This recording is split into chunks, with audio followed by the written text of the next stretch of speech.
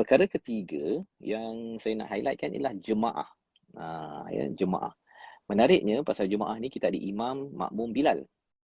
Imam, makmum, Bilal kan. Zaman Nabi itu bila lepas habis sembahyang subuh, Nabi tengok belakang, tengok apa ada masalah dalam masyarakat, kemudian siapa boleh network kan. Sebenarnya solat berjemaah ataupun masjid, tempat institusi solat ini adalah tempat kita membina pengurusan harta sesama kita. Kan? Pasal kita tahu bahawa zakat itu adalah untuk asnaf dalam masyarakat. Jadi bila kita cakap tentang jemaah ini, kita boleh menggunakan network yang ada, ya, selain daripada akal, kemahiran yang kita ada dan masa yang ada untuk kita dapat menghasilkan pelbagai idea-idea servis produk untuk menambahkan pendapatan ataupun menjadi simpanan, ya, kepada seseorang. Jadi banyak produk servis boleh dihasilkan bila kita ada jemaah, bila ada database. Jemaah ni sebenarnya database ataupun network yang perlu kita gunakan untuk menyelesaikan isu masyarakat. Isu masyarakat. Contohlah, contohnya kalau kita ada duit RM10, Korea ada 300 orang, boleh kumpul RM3,000, boleh je kan. Kita nak melabur ke ataupun nak buat bisnes yang mendatangkan pulangan dan pulangan itu memberi manfaat kepada masyarakat. Contoh yang paling mudah yang biasa dah lama orang buat adalah konsep khairat kematian. Khairat kematian. Kan? Jadi konsep berjemaah ini, ya, kalau katakan daripada solat itu mewujudkan database jemaah dan bekerjasama, ya, sama ada dalam surau yang sama, masjid yang sama ataupun daripada tempat yang berbeza pun tak ada masalah. Online pun boleh. Sekarang yang ikut online sekarang, tuan-tuan ikut ni 73 orang. Kan? Kita boleh je kan. Kita katakan RM10 seorang kali 73, 730. Okey, apa projek untuk kita membantu salah seorang daripada kawan kita dan kemudian dia kena pulang balik lah duit tu kan. Yang penting dia push kepada next level untuk selesaikan masalah dia.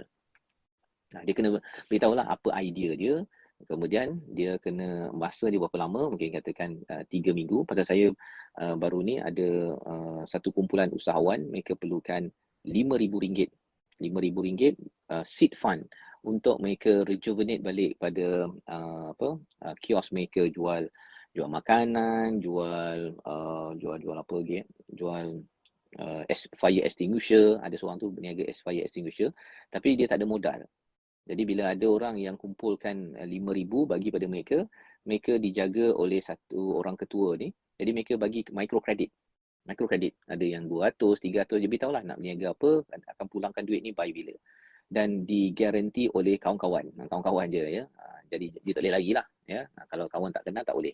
Dia lebih kurang macam konsep kutu lah kan. Tapi ini kutu masing-masing kumpul. Ini dah ada seed fund.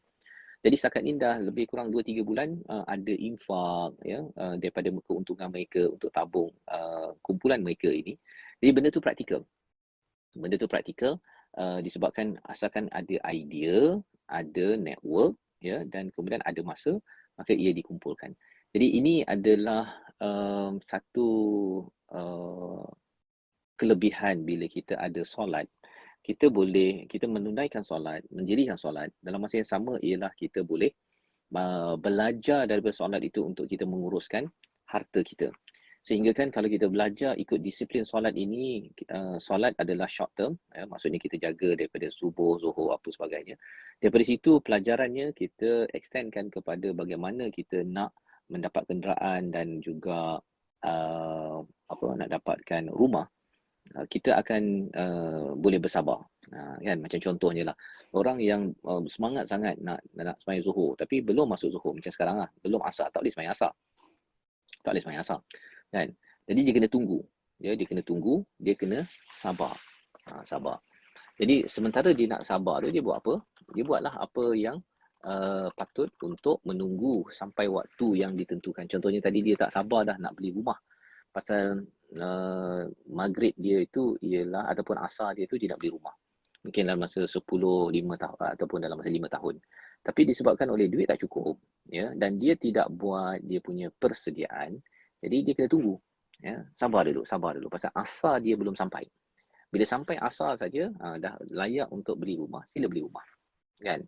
Ada orang yang dia rasa macam saya tak sabar dah nak mendapat financial freedom ataupun nak berehat untuk serve keluarga dan masyarakat. Dia nak jadi macam maghrib seawal mungkin. Tapi dia masih lagi berada pada waktu asar. Jadi macam mana dia nak mendapat ataupun kadang-kadang dah sampai waktu maghrib tapi masih lagi sibuk. Sibuk, rumahnya belum diselesaikan, kenderaan belum diselesaikan. Jadi dia masih lagi berada pada waktu maghrib tapi terfikir waktu asar. Kan? Jadi macam mana kita nak menyusun kehidupan kita agar bila sampai saja waktu kita ni beraksi secara lebih freedom ataupun lebih fokus pada keluarga dan masyarakat, maka yang bab-bab keuangan ini kita dapat uruskan sebagaimana mengambil falsafah daripada 5 waktu solat sebentar tadi.